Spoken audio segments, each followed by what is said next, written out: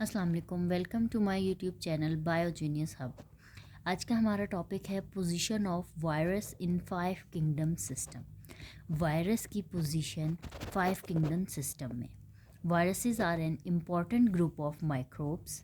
Virus जो है वो माइक्रोब्स का इम्पॉर्टेंट ग्रुप है। माइक्रोब्स हमारे पास क्या होते हैं?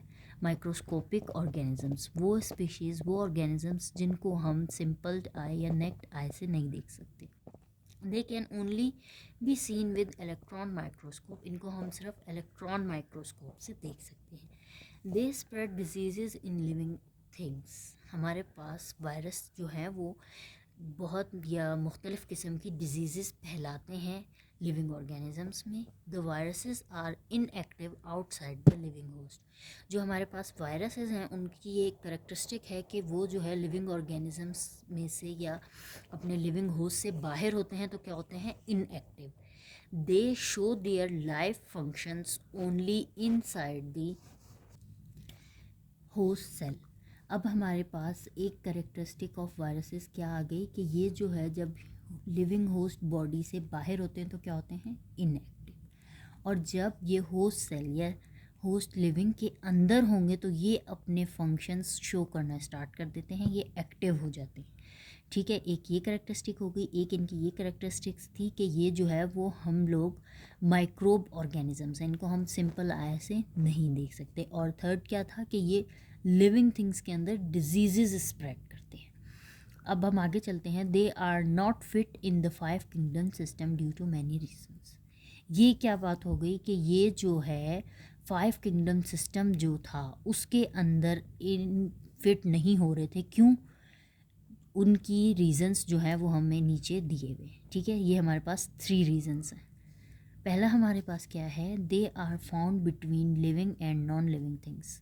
ये जो है वो लिविंग और नॉन लिविंग थिंग्स के बीच में। क्यों? क्योंकि ये हमने उसका एक करेक्टरिस्टिक पढ़ लिया कि जब वो लिविंग होस्ट से बाहर होगा तो वो इनएक्टिव होगा, लेकिन जब वो उस टाइम वो कौन सा करेक्टरिस्टिक है? नॉन लिविंग थिंग का स्पीशी हो गया। ठीक है, जब वो होस्ट सेल के अंदर आ गया तो वो एक्टिव हो गया, तो वो क्या शो कर रहा है?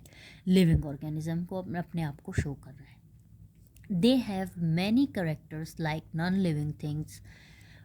उनके बहुत सारे करेक्टरिस्टिक्स हैं नॉन लिविंग थिंग्स से जो रिजेंबल करते हैं या जो उनकी तरह हैं। वो क्या है? Crystal formation. ठीक है, नो रिस्पायरेशन, रिस्पायरेशन सिस्टम नहीं है, क्रिस्टल फॉर्मेशन है, एट्सेट्रा। उसके बाद अब हमने ये नॉन लिविंग थिंग्स की उनकी करेक्टरिस्टिक्स देखी जो वो शो करते हैं। उसके बाद they also show many living properties. वो लिविंग प्रॉपर्टीज़, लिविंग करेक्टरिस्टिक्स भी शो करते हैं। उसमें क्या है? Have nuclei acid. इनके पास न्यूक्लियाई एसिड होता है। ठीक है, रिप्रोडक्शन होती है इनकी। तो ये तो एक लिविंग ऑर्गेनिज्म का जो है वो प्रॉपर्टी है, उसका करेक्टरिस्टिक है कि रिप्रोडक्शन प्रोसेस होता है। The 5 kingdom system classify only the clear cut living organism.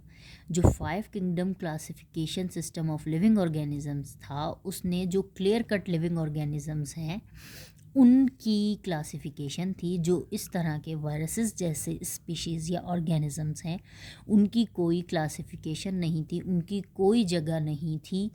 क्यों? क्योंकि एक टाइम वो लिविंग ऑर्गेनिज्म की प्रॉपर्टीज़ शो कर रहा है और दूसरे ही टाइम वो नॉन लिविंग ऑर्गेनिज्म की प्रॉपर्टीज़ शो कर रहा है। इस वजह से हमने इसको 5 किंगडम सिस्टम में जो है इसकी जगह नहीं बनी। सेकंड पॉइंट क्या था? They do not have any cellular organisation. इनकी कोई सेलुलर ऑर्गेनाइजेशन ही नहीं है। while 5 kingdom system classify the organisms on the basis of their cellular organisation and mode of nutrition. हमें ये बात पता थी कि जो 5 किंगडम क्लासिफिकेशन सिस्टम है वो 2 बेसिस पे इंट्रोड्यूस हुआ था।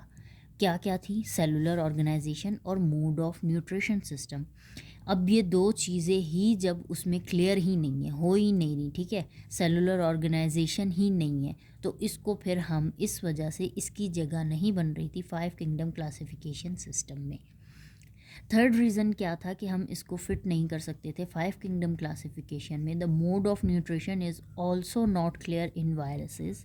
While mode of nutrition is also a base of 5 kingdom system. हमने पहले भी ऊपर भी यही बात की कि ऊपर हमने बोला उनका कोई सेलुलर ऑर्गेनाइजेशन नहीं था, इधर हमने वही बात कर दी कि उनका मोड ऑफ न्यूट्रिशन जो था वो भी क्लियर नहीं है। इस वजह से भी हमने इनकी कोई क्लासिफिकेशन नहीं बनी। Due to these reasons the viruses can not be classified into 5 kingdom system. ये सारे रीजंस थे जिनकी वजह से वायरसेस को जो है वो 5 kingdom classification system of living organism में था, उसकी कोई जगह नहीं बन रही थी, वो उसमें फिट नहीं बैठ रहा था। यहाँ हमारा ये टॉपिक जो है वो कवर हो जाता है। Thank you so much.